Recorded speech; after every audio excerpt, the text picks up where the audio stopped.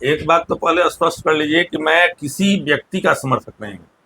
मैं कांग्रेस पार्टी का समर्थक हूँ, राष्ट्रभक्ति का समर्थक हूँ और नेहरू सोनिया परिवार का समर्थक हूँ और देश में सर्वधर्म समभाव हो इसका समर्थक हूँ। जो भी अध्यक्ष रहेंगे, जिला अध्यक्ष होने के नाते उनके द्वारा निर्देशित कार्यक्रमों को मुझे संपन्न कराना है। और मैंने अखिलेश बाबू के समय में ही और उसके पहले मदन भैया थे, उस समय भी जिसमें कौकव कादरी जी थे, सारे समय में जब से मैं जिला अध्यक्ष हुआ तब से कांग्रेस पार्टी का जिला में सारे कार्यक्रम नंबर 1 में चलते थे। और राजेश राम जी के आते ही हम लोगों ने जो उनके लिए संवाद का कार्यक्रम आयोजित किया सिवान जिले में कई स्थानों पर, उसका बहुत अच्छा रिस्पांस मिला। तो अध्यक्ष तो एक गरिमामयी पद है और चूंकि वो जो भी अध्यक्ष हो जाएंगे उनके साथ उनके कार्यक्रमों को चलाना हमारा उद्देश्य है। ऐसा नहीं है कि मैं किसी खास व्यक्ति विशेष का हूँ। हाँ, जो हमारे अध्यक्ष हैं, जो हमारे प्रदेश अध्यक्ष, जो राष्ट्रीय अध्यक्ष होंगे, उनके प्रति स्वाभाविक रूप से हमारे मन में सम्मान है, रहता है। और वे चूंकि हम लोगों के सीनियर हैं तो उन लोगों से कुछ सीखने का मौका मिलता है।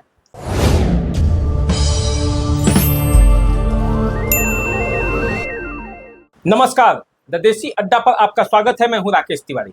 देखिए, कांग्रेस के प्रदेश अध्यक्ष राजेश राम जब से बिहार में कमान संभाले हैं तब से जिला मुख्यालयों में हलचल तेज हो गई।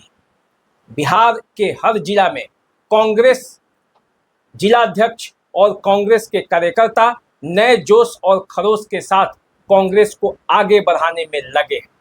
उसी सिलसिले में सिवान में कांग्रेस की क्या स्थिति है, आज सिवान जिला कांग्रेस कमेटी के अध्यक्ष डॉक्टर विदुशेखर पांडे जी हमारे साथ हैं। उनसे बात करेंगे कि राजेश राम जी जब से प्रदेश अध्यक्ष बने हैं तब से कांग्रेस में कौन सा परिवर्तन दिखाई दे रहा है।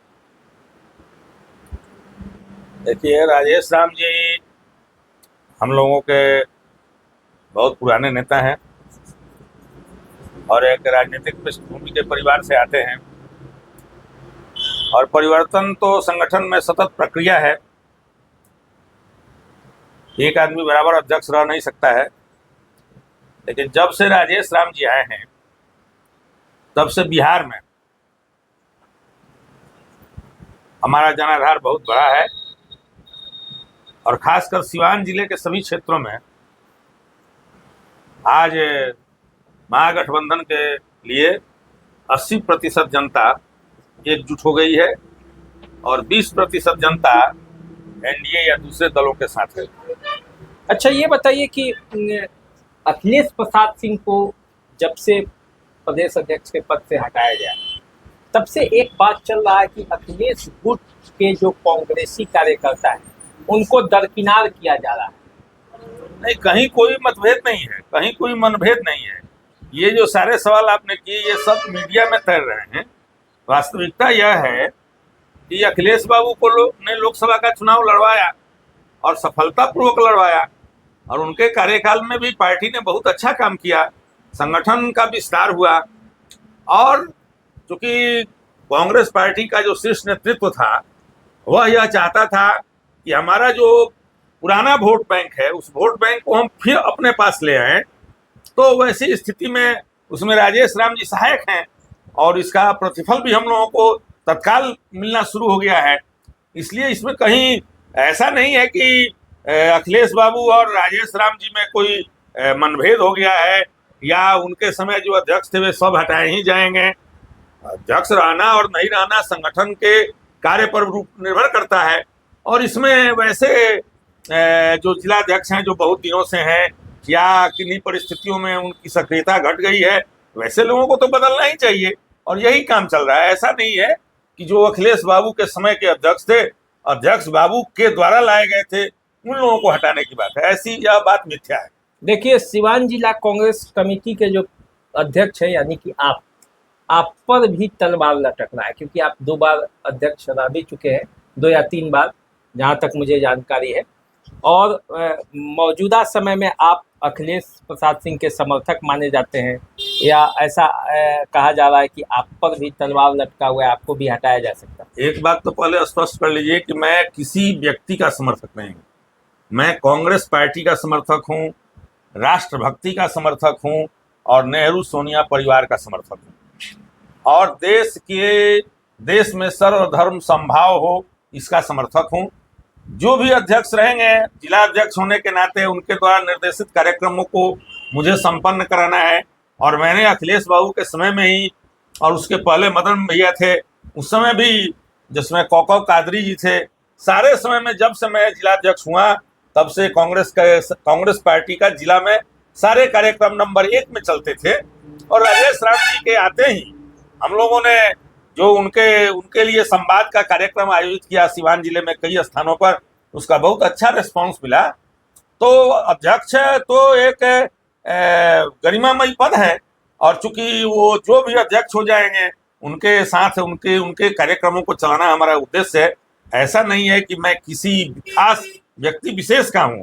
हाँ, जो हमारे अध्यक्ष हैं, जो हमारे प्रदेश अध्यक्ष, जो राष्ट्रीय अध्यक्ष होंगे, उनके प्रति स्वाभाविक रूप से हमारे मन में सम्मान है, रहता है। और वे चूंकि हम लोगों के सीनियर हैं तो उन लोगों से कुछ सीखने का मौका मिलता है। राजेश राम जी के आने के बाद ऐसा लगता है कि विजय शंकर दुबे मजबूत हुए हैं कांग्रेस में। जो अंदरूनी पॉलिटिक्स है ये खबर है।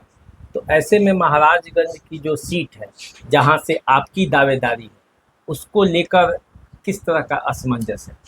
देखिए, असमंजस कहीं कुछ नहीं है। हम बार बार कहते हैं कि काम का कोई जवाब नहीं होता और मैं काम करने वाला हूं। और हमारे राष्ट्रीय प्रभारी, जो हमारे प्रदेश प्रभारी कृष्णा अल्लावरू जी हैं, वो कहते हैं कि मुझे काम चाहिए। और किसने काम किया है और कौन कर रहा है, यह किसी से छिपी हुई बात नहीं है। प्रश्न यह रहा कि ऐसी कोई ऐसा आवश्यक ही नहीं कि मुझे ही उम्मीदवार बनाया जाए। अगर पार्टी समझेगी कि मुझसे अच्छा उम्मीदवार कोई है तो उसको भी दे सकती है। ये तो पार्टी का मैटर है।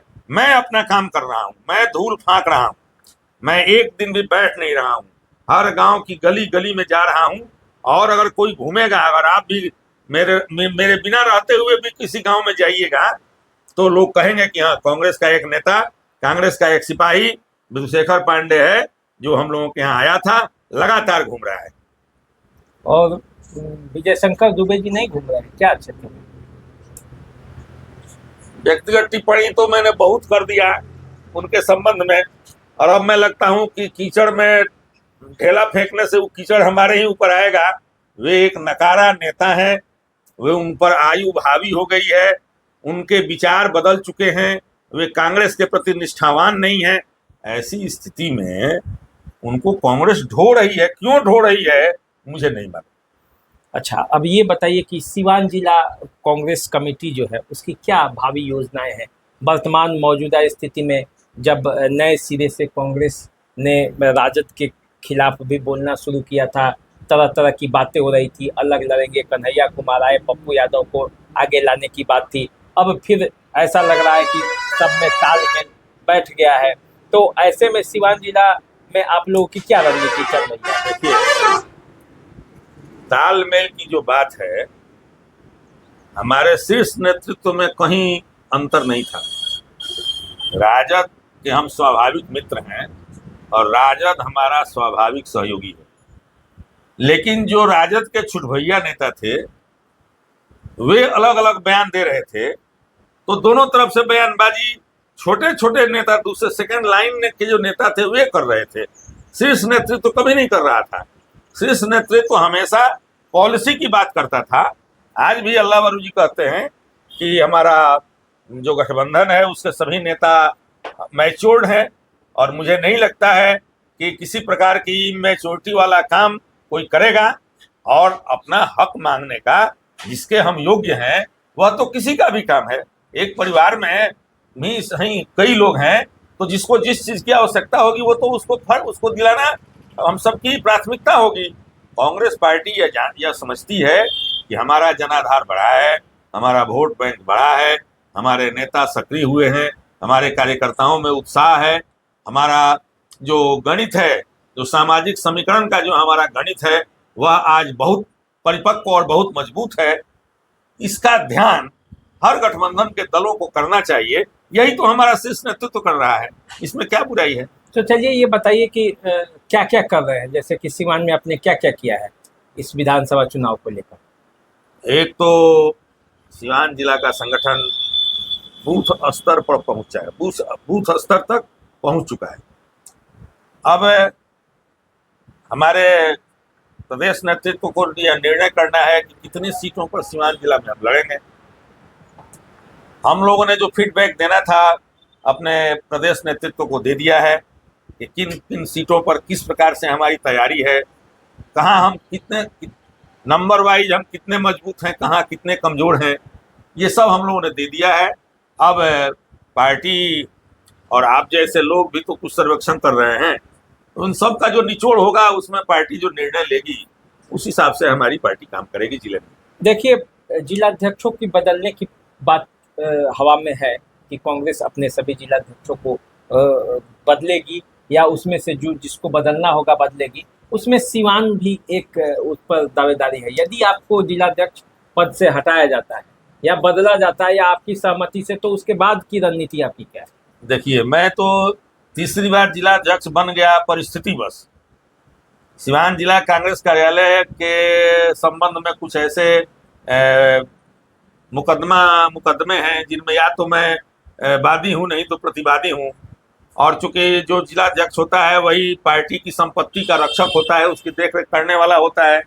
इन सब मजबूरियों के कारण तीसरी बार मुझे अध्यक्ष बनना पड़ा। सामान्यतः तो 2 बार से अधिक बनना नहीं चाहिए, और मैंने तो अब 13 वर्षों तक जिलाध्यक्ष का काम किया, तो मुझे भी तो आगे जाना चाहिए। कब तक हम जिलाध्यक्ष बने रहेंगे? और पीछे जो हमारे लोग हैं, हमारे कार्यकर्ता हैं, उनको भी जिलाध्यक्ष के रूप में कार्य का अनुभव होना चाहिए। अब ये पार्टी सोचेगी कि वो क्या करती है, उनका जो निर्णय होगा वो सिरोधार्य होगा। और हमारे यहाँ जितने भी हमारे कार्यकर्ता हैं वे सभी एकजुट हैं। जिस किसी को भी पार्टी अध्यक्ष बना देगी, हम सब लोग उसके साथ मिल करके और पार्टी को जिस तरह से काम चल रहा है उसमें और तेजी से काम करेंगे। और पार्टी जिसको कह देगी कि आप अध्यक्ष का काम कीजिए, उसको मेरा पूरा समर्थन होगा। तो देखिए, ये थे डॉक्टर विदुशेखर पांडे, सिवान जिला कांग्रेस कमेटी के जिलाध्यक्ष, और इन्होंने अपने पार्टी के बारे में विचार रखा कि सिवान में क्या रणनीति है कांग्रेस की और कांग्रेस किस रास्ते पर चलेगी। तो चलिए, हम आपसे फिर मिलेंगे तो नई बातें होंगी और अन्य समस्याओं पर भी बातें होंगी, राजनेताओं से भी बातें होंगी और विधानसभा चुनाव के मुद्दों की भी बातें होंगी। तो चलिए मिलते हैं अगले वीडियो में, तब तक के लिए मुझे दीजिए इजाज़त। नमस्कार।